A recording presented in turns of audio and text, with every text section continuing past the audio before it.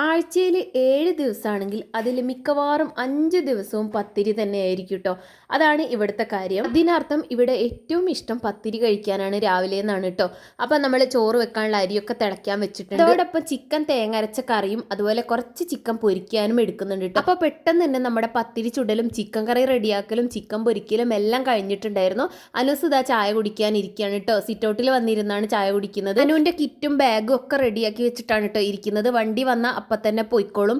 അപ്പോൾ അതിനിടയ്ക്ക് ബാക്കി പത്തിരിയും ചുട്ടു ചോറൊക്കെ വാർത്ത് വെച്ചിട്ടുണ്ട്. അപ്പോൾ അസ്മൽക്കാക്ക് ഇന്ന് മീറ്റിംഗ് ആയതുകൊണ്ട് നമ്മുടെ കൊടുവള്ളി തന്നെയാണ് കേട്ടോ ഉള്ളത്. അതുകൊണ്ട് ചോറ് കൊണ്ടുപോകാൻ വേണ്ട. അപ്പം ഞാൻ പെട്ടെന്ന് തന്നെ ഉള്ളി വാട്ടിയത് റെഡിയാക്കുകയാണ്. ഞാൻ ചിക്കൻ കറി കഴിക്കാത്തത് കൊണ്ടാണ്. അപ്പോൾ പച്ചമുളകും ഉള്ളിയും മാത്രം ഇട്ടിട്ട് ഉപ്പും ഇട്ട് വഴറ്റി അതിൽ മുളക് പൊടിയും മഞ്ഞൾപ്പൊടിയും ഒക്കെ ഇട്ടിട്ടാണ് കേട്ടോ ഉള്ളി വാട്ടിയത് ഉണ്ടാക്കുക. അപ്പോൾ ഇതിൽ വേറെ ഒന്നും ചേർത്തിട്ടില്ലെങ്കിൽ നല്ല ടേസ്റ്റാണ് കേട്ടോ പത്തിരിക്കായാലും ചോറിനായാലും ഒക്കെ കഴിക്കാൻ.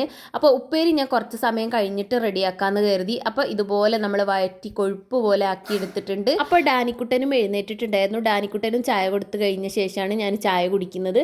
ആദ്യം കുറച്ച് ചോറ് ഉള്ളിയുടെ കൂടെ കഴിച്ചു നോക്കി, പിന്നെ പത്തിരിയും കഴിച്ചു. അടിപൊളി ടേസ്റ്റ് ആയിരുന്നു കേട്ടോ. അസ്മൽക്കാക്ക പോയിട്ടുണ്ട്. അപ്പോൾ എനിക്കിനി ബാക്കി പണികൾ കൂടെ ചെയ്യാണ്ട്. അപ്പോൾ ബായ്.